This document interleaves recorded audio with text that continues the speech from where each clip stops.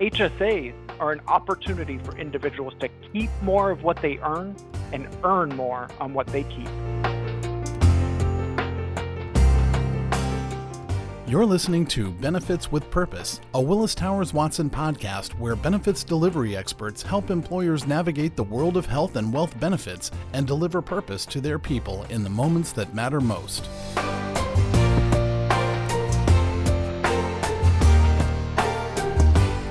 Hello, my name is Philip Massey. I've spent over 20 years in employee benefits, and I'm excited to be hosting another episode in our Benefits with Purpose series entitled HSA Spending, Saving, and Engagement. With me today to discuss how employers can help their employees get more out of their HSA is our resident health savings account expert, Stephen Durso, Associate Director at Willis Towers Watson. Good morning, Steve. Good morning, Phil. So, Steve, something has been bothering me recently regarding HSAs. Oh, really? Now, what would that be? Well, we've been talking about HSAs on these podcasts, how they're such a great vehicle for building wealth for health. There's so much benefit to be had, and yet the engagement is still so low. So what are you thinking about when you say engagement? Well, engagement meaning the action employees are taking or not taking with regard to their HSA. Any survey data I look at, I still see tremendous opportunity for employees to maximize the value of their HSA. I think of it like a garage or an extra bedroom that could be turned into exercise space, workshop, and office. But instead of maximizing the space, we just pile a few random things in there and close the door. Okay, so you're not talking about enrollment here. This is actually maximizing the value for employees who have already opened an account. Right. Okay, can you give me an example? And maybe let's focus on HSA rather than your home renovation needs. Sure, fair enough. According to a Willis Towers Watson survey on employee attitudes toward HSAs, 65% of employees see HSAs as a pure spending vehicle. So let's start there. It's called a health savings account. The S is for savings by design. We're coming up on 2 full decades of HSAs. It even has its own holiday now, right? And yet this perception persists.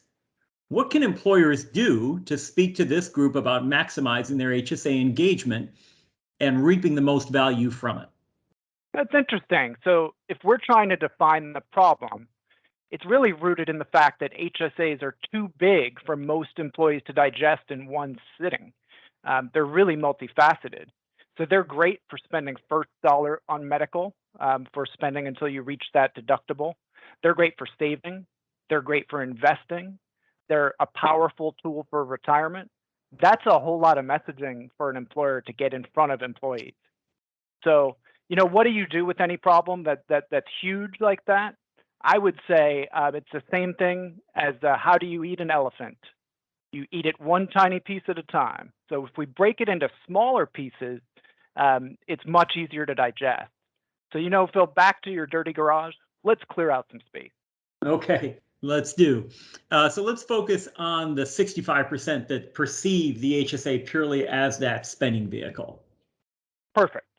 So let's start by establishing that spending is not the bad guy here, but there is a way for employees to do it efficiently. So if we're looking at that 65%, not all of those employees are going to be engaged to the same degree. So some are going to be engaged to the absolute minimal degree. So congratulations to them. They took the effort to open an HSA, and that's certainly important. But maybe they did it just to get an employer seed or wellness credits.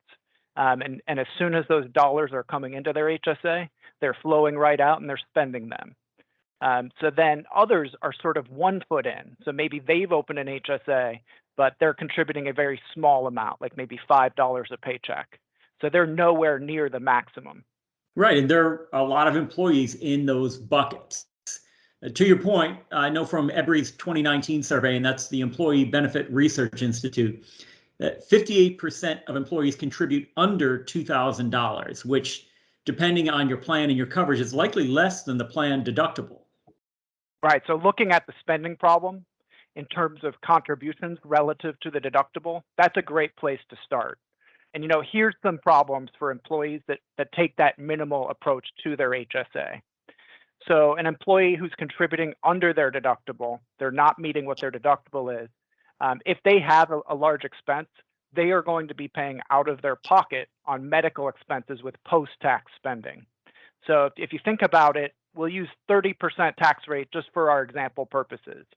So each of those employees is going to be missing out on an opportunity to save 30% of every dollar they spend towards out-of-pocket medical just by running those dollars through an HSA.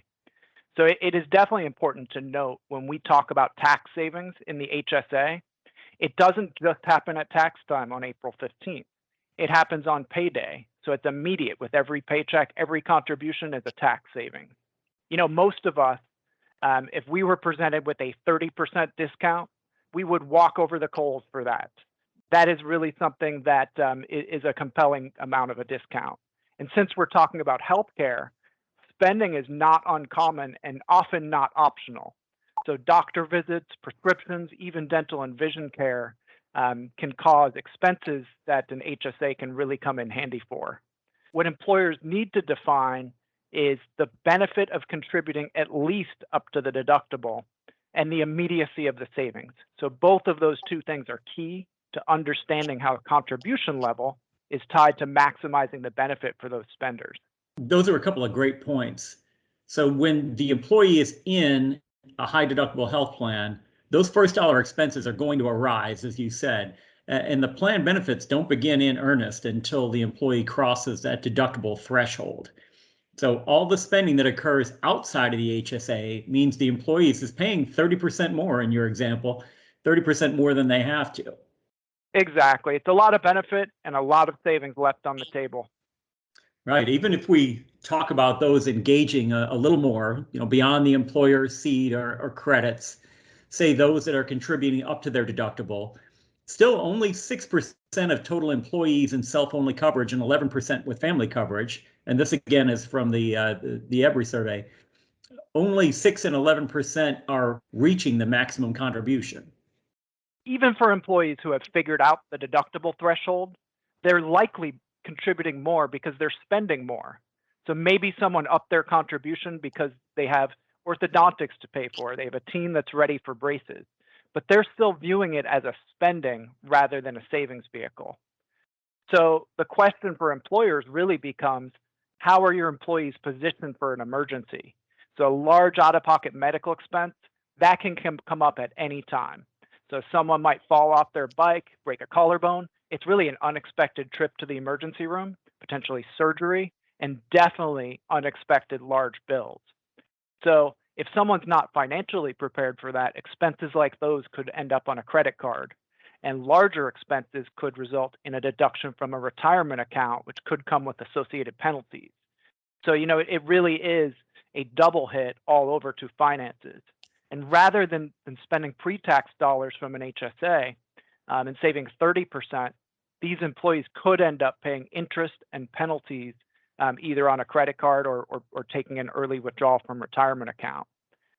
So really educating employees on the benefits of either approaching or achieving the maximum possible statutory contribution to an HSA every year can deliver peace of mind for individuals and families. We're really protecting them against those unexpected expenses. Also, if you consider the account earns interest and also can have investment returns, HSAs are an opportunity for individuals to keep more of what they earn and earn more on what they keep. Wow, yes, that's a great way to think about how contributions result in savings, and as you said, immediate savings. You can almost view spending from an HSA as a sort of discount on your out-of-pocket health care when employees are taking the necessary steps to maximize the value. If we draw a circle around this group, the spenders who are contributing less than their deductible, those minimally engaged, these employees are missing out on a powerful aspect of their HSA that can deliver immediate savings on out-of-pocket spending, which, like it or not, is probably in the employee's future, as you mentioned. How do you think employers can best address this opportunity within this group? Well, it always comes down to education. So employers, they play a big part in that. But one piece of advice we always give is that they should resist the temptation of trying to go too big with the messaging. So I'll give you a little top 5 tips for communications based on HSA. So first of all, target the messaging. So segment the population and speak a simple message directly to individuals within a specific pocket of employees. So it may be worth segmenting those contributing under 25% of the statutory max separately from those who are contributing under 75% because the messaging would be different. Also try to keep it short. So think bite size, think a little nudge. So resist that temptation to send a big message. This group needs to walk, maybe crawl before they run. And little pieces of information are much easier to digest. Make it real. So provide an illustration.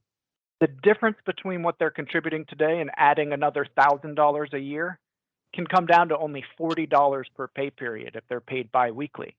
Again, being pre-tax, that would really only be about $30 of take-home pay. It's probably more within the reach than employees believe. If you think about it, half of that, if they were just trying to get $500 more into their HSA annually, that would only be $20 more out of every paycheck, which would be $15 of take-home. So it is really within reach. I think employees can just think maybe there's a couple streaming services that they no longer watch. So if they cancel that and pump that money into their HSA, they're really doing better. Another thing to say is make it easy. So remind your employees that they can increase their contributions at any time. That's one of the most common misperceptions that some employees have because they're used to other benefits being limited to only changing during annual enrollment. HSA contribution rates can be changed at any time. So, and then another thing with that is you could include maybe a link directly to your administrator's site where they can make that contribution change. So give them a small piece of information showing why a contribution rate increase would be great for them, and then give them the link, make it super easy, and they'll be able to immediately action that to yield the best results. And then also, as we've been talking about, don't try to throw everything at them at the same time. Focus on building that knowledge slowly over time. So your employees are likely one of these segments due to a lack of understanding. The confusion is inherent because the HSA offers so many benefits, but start small and targeted, and over time, they'll begin to see the HSA as an asset and not a liability. Excellent. So Steve, what you're saying is when developing a strategy to increase HSA engagement, employers would be well served to hook the employee with a specific concept that speaks to their current circumstances, rather than a large one-size-fits-all communication blast that speaks to all the benefits of an HSA. That's right. So employers have to realize that their employees are busy in their own lives, hopefully busy on the job as well. And the modern world has left us with shrinking attention spans. So you only have about 8 seconds to make an impact. So you need to make those 8 seconds count. So, Phil, go back to your dirty garage. Let's not worry about renovating the space. Let's just get the junk cleared out for now. Indeed, you need to get started on that. Well, great insight, Steve. But in the spirit of keeping this message small, we're going to set a good example and leave it here for today. We'll talk about investing and retirement and building wealth for health, all the great things that come along with an HSA another day. Thanks for all the great perspective, Steve. Thanks, Phil. It's always a pleasure, and I look forward to the next time. And thanks to all of our listeners for tuning in to our Benefits with Purpose series. I hope you've enjoyed our bite-sized podcast. Be well, all. Thank you for joining us for this Willis Towers Watson podcast featuring the latest thinking on the intersection of people, capital, and risk. For more information, visit the Insights section of willistowerswatson.com.